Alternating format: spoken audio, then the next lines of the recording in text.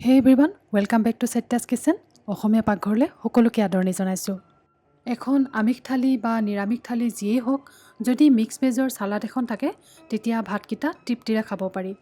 Winter সিজনত বিধে বিধে salad খোৱাৰ শাক-পাচলিৰে উভৈনদী হৈ থাকে। আৰু এই পাচলিবোৰ সালাড হিচাপে সদায় অলপ অলপকৈ খালে স্বাস্থ্য সতেজ হোৱাৰ লগতে মনো সতেজ হৈ পৰে। সেই কাৰণে ঠাণ্ডা বতৰ মোৰ খুবেই প্ৰিয়। মই যেতিয়াই পাৰোঁ শাক-পাচলিবোৰ সালাড বনাই খাবলৈ ভাল পাওঁ। আজি মই ভাল পোৱা এটা সালাডৰ ৰেচিপি আগবঢ়ালোঁ। ৰেচিপি নহয় মানে ছবিটো জানেই, তথাপিও চাবচোন। সালাডৰ কাৰণে মই কিছুমান বতৰৰ শাক-পাচলি লৈ লৈছোঁ। বন্ধাকবিৰ কোমলীয়া অংশ যিখিনি মই পাতল পাতলকৈ কাটি লৈছোঁ। পৰিমাণটো আপোনালোকে নিজৰ ইচ্ছা অনুসৰি ল'ব পাৰে।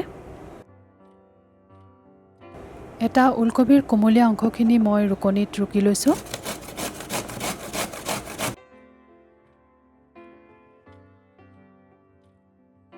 এটুকুৰা গাজৰ লৈছোঁ। গাজৰ টুকুৰাও মই ৰুকনিতে ৰুকি লৈছোঁ।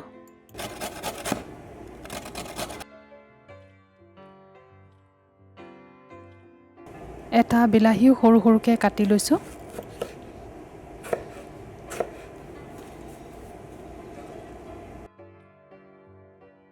এটা কেঁচা পিঁয়াজ, যদি কেঁচা পিঁয়াজ খাই বেয়া পায় তেতিয়াহ'লে এভইডো কৰিব পাৰে।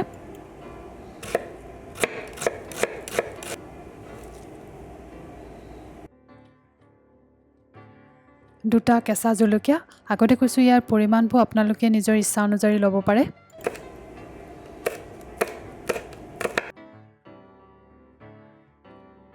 ফ্ৰেছ ধনিয়া পাত অকণমান,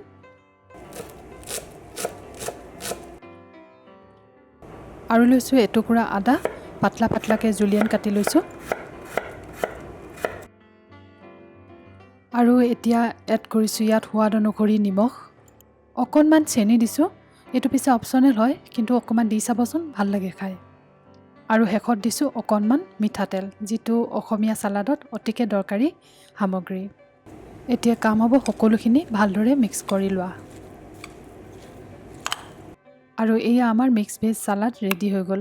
এই সালাডটোতো নজনা মানুহ নাই চাগে আৰু নোখোৱা মানুহ নোলাব চাগে। কোনে কোনে খাই ভাল পায় সালাড, প্লিজ কমেণ্ট ছেকশ্যনত জনাবচোন। আৰু যদি ভিডিঅ'টো ভাল পালে তেতিয়াহ'লে এটা লাইক দি দিব। তেতিয়াহ'লে পুনৰ আকৌ লগ পাম নেক্সট এটা ৰেচিপি লৈ। আজিলৈ আহিছোঁ, নমস্কাৰ।